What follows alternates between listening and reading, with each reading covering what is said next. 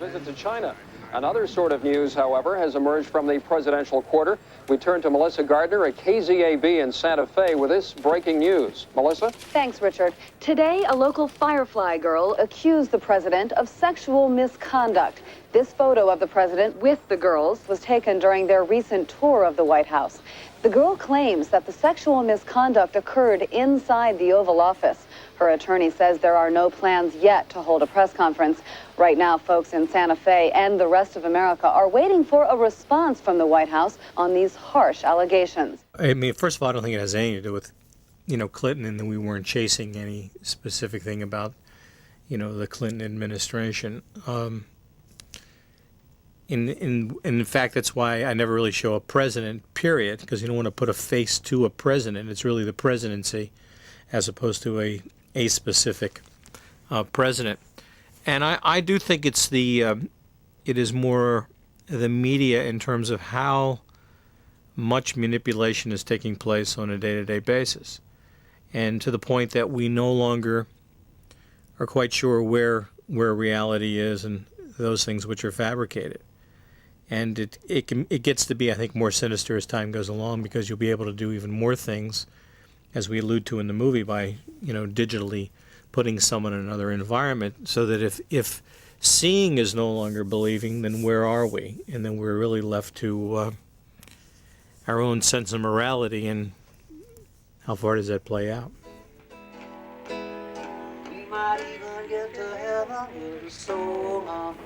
We thought a year ago, when we finished WAG the Dog, that we had made a real good political satire. Today, it doesn't feel like satire. The events that have happened in this country, certainly in the past 4 months, are far more outrageous than anything we could come up with. As a matter of fact, if we had come up with some of these events, if we'd come up with a Linda Tripp and a Lucianne Goldberg, people would have said, write this out, this is too ridiculous, please. So there's no more satire. And as a matter of fact, today I was having a conversation with somebody, and we were talking about Network, and I don't know when's the last time you watched Network, but Network has come true. By the time you see Faye Dunaway sitting down with this black activist talking about how she should do a talk show program with some white conservative, come on, this is CNBC every night of the week.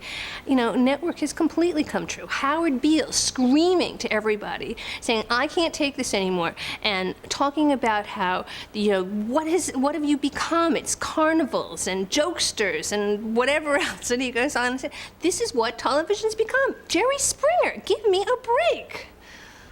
How much is that affecting us and confusing us is, I guess, issues that we'll just sort of debate. But it's a hard thing when once upon a time things were real and some things weren't real. And now we begin to blur those lines, between fact and fiction. Once the lines between fact and fiction blur, then we begin to become much more skeptical and much more cynical. And I think that's why sometimes certain information is presented and people don't know what to believe. And I think that's where we are right now. It's a pity. I mean, I was Edward R. Murrow's assistant director, and I can just imagine what his reaction would be to the 6 o'clock news now. I mean, he would really, really be in an uproar over it. And, any semblance of purity, of high intentions, it has vanished, hasn't it? I mean, it's just, it's all the Inquirer. I mean, it's really pretty shocking. Yeah, I sometimes feel like I'm living in the world of Network, but I'm here hanging onto the desk, maintaining standards. And what I always say to people, you have to learn to separate us out from all that's going on around us. I think that there is a lot of comment about the line between news and entertainment dissolving. But the fact of the matter is, it was always a blurred line. You go back to the early days of newspaper in this century, in this country, Hearst was one of the great showmen of our time. he sold newspapers with a composition of the front page. The problem is that people always want to use just the good gray lady of the New York Times as their standard, when in fact journalism is a much broader spectrum than that.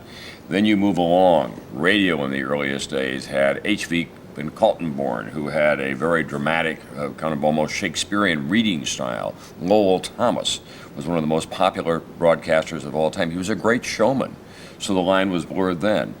The most successful early television evening news program was Huntley and Brinkley. People didn't watch just for the content. They loved the casting. These two people played off each other with a kind of showbiz chemistry. And David made his mark with his wry observations and his twinkly style. So it's always been the case. Edward R. Murrow, one of the founding fathers of television news, appeared on camera in Savile Row suits, the cigarette dramatically lit and off to the side, enveloped in a cloud of smoke, using language I couldn't use on the air now because I would be accused of being self-important and above the heads of my audience. So the line has always been, the time that decision makers have to make decisions has been incredibly compressed. The other thing that happens is that things move so fast that impressions get embedded in people's minds really quickly. When a story breaks, boom, you have really one shot to get into that opening shot when the story gets out, or you can lose control of it forever. And I think that's what's given rise to this incredibly aggressive game of spin, where you want to get your story out, you want to get it out fast, you want to get it out right away, you don't want to get beat.